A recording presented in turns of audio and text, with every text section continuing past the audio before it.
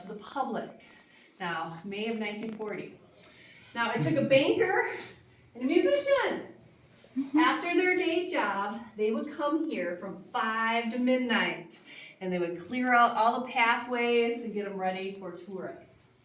Okay, it took about 2 or 3 months just to get it all cleared out.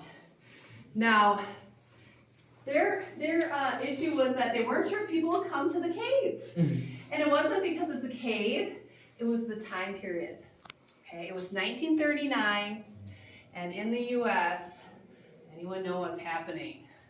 I know, you didn't think you're going to get a health history lesson, right? Did you say World War II? Yes, so World War II was happening, and the Depression was still going on, meaning people didn't have money really to go anywhere. They were looking for jobs, right? Mm-hmm. So they didn't have the concept of a vacation. Yeah. So to their surprise, when they opened, May of 1940, they had close to 60,000 people show up. Yes, they showed up in lines out the door. Yeah, so maybe it was a good distraction for them. I don't know.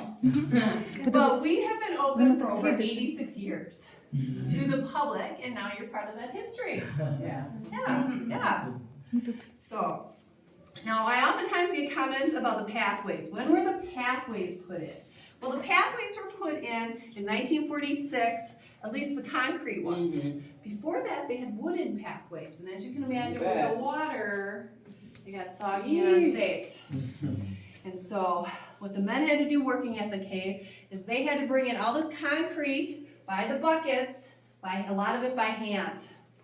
So lots of, because the machinery could make it down here.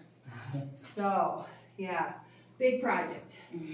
Now the last thing I bring up is that we kind of learned that the cave was formed by carbonic acid seeping through the ceiling. So I'd like to make it relatable.